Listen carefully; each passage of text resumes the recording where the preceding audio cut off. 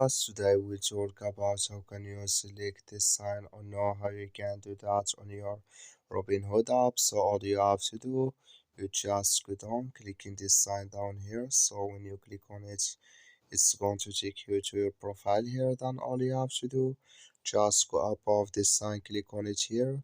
So then it's going to take you to this list. Then all you have to do, just click here on settings.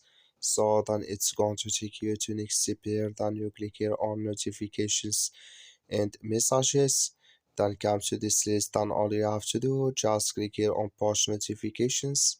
Then it's going to take you to next step here. Then you go down. Then you click here on stock price movements. Click on it. Then you come here to price threshold here.